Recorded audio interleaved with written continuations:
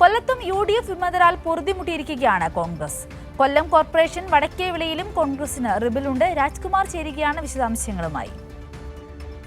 Rajkumar, good morning. ഇപ്പോൾ മനസ്സിലാക്കുവാൻ സാധിക്കുന്നത് ഏതാണ്ട് ഈ നേതൃത്വത്തിനോടുള്ള ആ ഒരു വിയോജിപ്പിന്റെ അടിസ്ഥാനത്തിൽ 100-ലധികം കോൺഗ്രസ് പ്രവർത്തകർ അവിടെ പാർട്ടി വിട്ടു എന്നുള്ള ഒരു വലിയ വിവരവും കൂടി പുറത്തു വരുന്നുണ്ട്. എന്താണ് കൊല്ലത്ത് നിന്ന് പങ്കുവയ്ക്കുവാൻ സാധിക്കുന്ന തെരഞ്ഞെടുപ്പ് വിശദാംശങ്ങളും ഒപ്പം ഈ വാർത്തയുടെ വിവരങ്ങളും?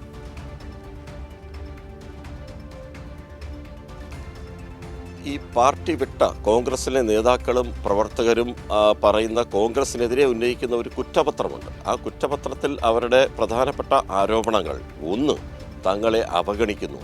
പതിറ്റാണ്ടുകളായി കോൺഗ്രസിന് വേണ്ടി അഹോരാത്രം പണിപ്പെടുകയും എതിർ രാഷ്ട്രീയക്കാരുടെ പലതരത്തിലുള്ള പീഡനങ്ങൾക്ക് വിധേയമാവുകയും പല കേസുകളിൽ പ്രതിയായിട്ട് പോലും അതിൻ്റെ പേരിൽ ആ കോൺഗ്രസ് നേതൃത്വം അതെല്ലാം പാടെ മറന്നുകൊണ്ട് തങ്ങളെ പൂർണ്ണമായും അവഗണിക്കുന്നു. അത് പ്രവർത്തകർ പറയുന്നത്. ഒപ്പം തന്നെ നേതാക്കൾ പലർക്കും അർഹമായി ഇതേപോലെ തന്നെ പലപ്പോഴായും പതിറ്റാണ്ടായി പാർട്ടിക്ക് വേണ്ടി പ്രവർത്തിക്കുകയൊക്കെ കഷ്ടപ്പെട്ട സാധാരണക്കാർ, പാവപ്പെട്ടവരായ പാർട്ടി നേതാക്കളുണ്ട്. അവരെല്ലാം പാടെ അവഗണിച്ച് സമ്പത്തുള്ളവരെ മാത്രം സ്ഥാനാർത്ഥിയാക്കിയാൽ മതി എന്നൊരു പൊതുനിലപാട് കോൺഗ്രസ് സ്വീകരിച്ചു എന്നൊരു ആരോപണവും ആക്ഷേപവുമാണ് ഇപ്പോൾ ഈ പാർട്ടി വിട്ട നേതാക്കളൊക്കെ ഉന്നയിക്കുന്നത്. കഴിഞ്ഞ ദിവസം ചാത്തന്നൂരിൽ ഉളിയനാട്, അവിടുത്തെ ഉളിയനാട് എന്ന് പറയുന്ന അവിടെയുള്ള ഒരു നേതാവ് പാർട്ടി വിട്ടു, കോൺഗ്രസിൻ്റെ ഏറ്റവും ഒടുവിൽ വിട്ടുപോയി. ചവറ തെക്കും ഭാഗത്ത് ഒരു നേതാവ് ഇപ്പോൾ അതായത് അദ്ദേഹം മണ്ഡലം പ്രസിഡന്റ് കൂടിയാണ്. ആ സമയത്താണ്, ഇപ്പോൾ ഇലക്ഷൻ്റെ പടിവാതിൽക്ക് നിൽക്കുന്ന സമയത്താണ് ഇന്നലെ അദ്ദേഹം രാജിക്കത്ത് കൊടുത്തിരിക്കുന്നത്. പാർട്ടി സ്വീകരിച്ചോ എന്നറിയില്ല. ഇങ്ങനെ പലതരത്തിലൊരു പ്രതിസന്ധിയിലൂടെ കടന്നു പോകുമ്പോൾ ഈ പറയുന്ന UDF റിബലുകൾ ശക്തമായി ഇപ്പോൾ കൊല്ലം കോർപ്പറേഷനിലുണ്ട്. ഇപ്പോൾ എന്നോടൊപ്പം സിദ്ധാർത്ഥൻ ഇവിടെ വടക്കേവിളയിലെ സ്ഥാനാർത്ഥിയാണ്. ഇതേപോലെ ഞാൻ ഈ പറഞ്ഞ പോലെ പതിറ്റാണ്ടായി കോൺഗ്രസിന് വേണ്ടി പ്രവർത്തിക്കുകയും ആ കോൺഗ്രസിന് വേണ്ടി മാത്രം ജീവിക്കുന്ന ഒരു വ്യക്തി, ആ കോൺഗ്രസിൻ്റെ ഒരു കുടുംബം എന്ന് വേണമെങ്കിൽ പറയാം. അദ്ദേഹത്തിന് കഴിഞ്ഞ 4 തവണയും സീറ്റ് കൊടുക്കാമെന്ന് പറഞ്ഞു. ഏറ്റവും അവസാനം തട്ടിത്തെറിപ്പിച്ചു.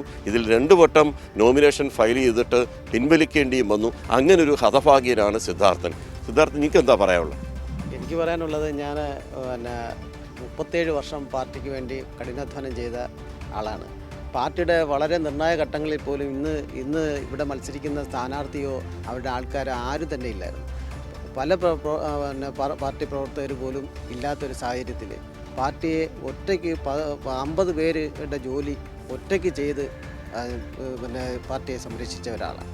പക്ഷേ ഇപ്പോഴത്തെ ഒരു അവസ്ഥ എന്ന് പറയുന്നത്, പണമില്ലാത്തതിൻ്റെ പേരിൽ എന്നെ പാർട്ടി അവഗണിച്ചു.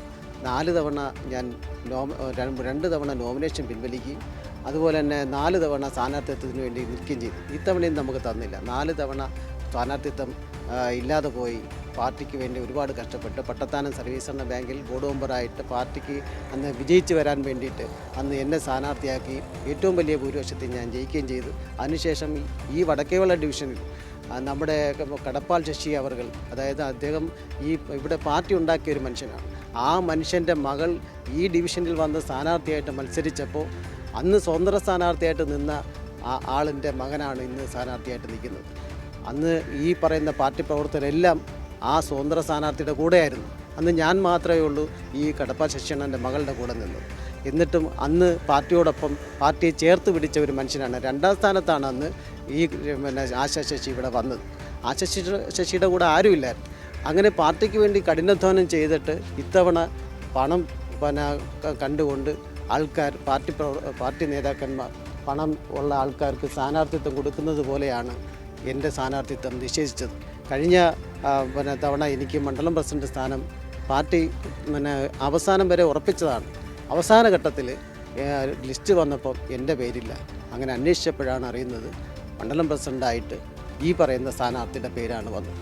അപ്പോൾ ഇത് പലതവണ യൂത്ത് കോൺഗ്രസിൻ്റെ മണ്ഡലം പ്രസിഡന്റ് സ്ഥാനവും ഇതുപോലെ നമ്മൾ നിശ്ചയിച്ചതാണ്.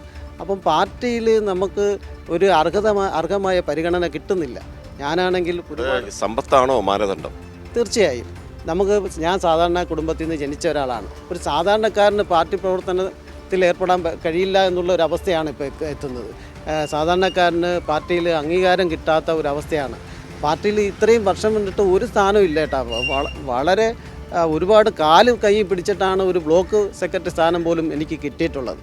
ഇപ്പം ഈ ഡിവിഷനിലാണെങ്കിൽ ഒരുപാട് പാവങ്ങളുള്ള ഒരു മേഖലയാണ്.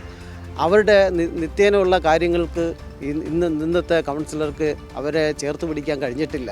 അത് ഞാൻ നിലവിലുള്ള സിറ്റിംഗ് കൗൺസിലർ കോൺഗ്രസിന്റെ ശ്രീദേവി അമ്മ, അത് പരാജയമായിരുന്നു. അത് തീർച്ചയായിട്ടും. കാര്യം ഞാൻ പാർട്ടിയുടെ ഒരു കുടുംബയോഗത്തിൽ വരെ ഞാൻ ഇത് പറഞ്ഞതാണ്, ചേർത്ത് പിടിക്കാൻ അവർ കഴിഞ്ഞില്ല. പക്ഷേ അതുപോലെ തന്നെ ഇപ്പം നിരവധി റോഡുകൾ, പിന്നെ അതുപോലെ തന്നെ നമുക്ക് ഈ കോർപ്പറേഷനിൽ നിന്ന് ലഭ്യമാകുന്ന ഒരുപാട് ആനുകൂല്യങ്ങളുണ്ട്. അത് കൃത്യസമയത്ത് എത്തിക്കുന്നതിന് അത് എല്ലാ ആൾക്കാർക്കും അത് പ്രയോജനപ്പെടുന്ന രീതിയിൽ ഒരുപാട് ആനുകൂല്യങ്ങൾ കിട്ടാത്ത ആൾക്കാരുണ്ട്. ചേട്ടാ, നിങ്ങൾ നാട്ടുകാരാണല്ലോ, നിങ്ങൾക്ക് എന്താ പറയുക? ഞങ്ങൾക്ക് ഇദ്ദേഹം ജയിക്കണമെന്നുള്ള താല്പര്യമേ ഉള്ളൂ. അല്ല, കോൺഗ്രസിൻ്റെ യഥാർത്ഥ ആളെന്ന് പറഞ്ഞാൽ ഇദ്ദേഹം, അല്ല വേറെ ആരുമല്ല. ഇവിടെ ആളെയൊക്കെ എല്ലാം ഒരു പ്രത്യേകത. കോൺഗ്രസിന്റെ അവസ്ഥ എന്താ? കോൺഗ്രസ് ഇപ്പോൾ ഈ കണക്കിന് തീർന്നു പോകും, ഈ കണക്കിന് പോയാൽ ഇത്രയേ ഉള്ളൂ. എന്തുകൊണ്ടാണ് ചേട്ടൻ അങ്ങനെ പറയാൻ തോന്നുന്നത്? പറയാൻ കാരണം യഥാർത്ഥ ഈ കോൺഗ്രസിനകത്തുള്ള പ്രശ്നങ്ങളാണ് ഇദ്ദേഹം ഞാൻ നിൽക്കേണ്ടി വന്നു. ഇവിടെ കോൺഗ്രസ് എന്ന് അറിയപ്പെടുന്ന സിദ്ധാർത്ഥിനെ ഇവിടെ അറിയപ്പെടുന്നത്, അല്ലെ വേറെ ആരും അറിയുന്നത്. എല്ലാത്തിനും ഇറങ്ങുന്ന അദ്ദേഹമാണ്. ഞങ്ങൾക്ക് ഓരോ പെൻഷൻ വരെ ഉണ്ടാക്കി തന്നെ അദ്ദേഹമാണ്. ഇനി അതിൽ കൂടി എന്താ അദ്ദേഹത്തിനെ പറ്റി പറയേണ്ടത്? കഴിഞ്ഞ പ്രാവശ്യം ഇവിടെ പിന്നെ ജീപ്പ് അടയാളത്തിൽ പ്രേമുഷാർ ഇവിടെ മത്സരിച്ച് ജയിച്ചൊരു വാർഡാണ്. അദ്ദേഹം തിരഞ്ഞെടുത്ത ആ ജീപ്പ് അടയാളത്തിലാണ് ഞാനിവിടെ ജനവിധി തേടുന്നത്. എല്ലാവരും കൈപ്പത്തിയിൽ വോട്ട് ചെയ്തിട്ടുള്ള ആൾക്കാർ ജീപ്പ് അടയാളത്തിൽ വോട്ട് ചെയ്ത് ജീപ്പ് അടയാളത്തിൽ ജയിപ്പിച്ചൊരു വാർഡാണ്. അതുകൊണ്ട് ജീപ്പ് തിരഞ്ഞെടുത്ത് എനിക്ക് ഇല്ലായ്മക്കാരനായ എനിക്ക് ജനം എന്നെ ഏറ്റെടുക്കുമെന്നുള്ള വിശ്വാസത്തിലാണ് ഞാൻ ഇറങ്ങിയിരിക്കുന്നത്. സിന്ദൂരി. ശരി രാജ്കുമാർ.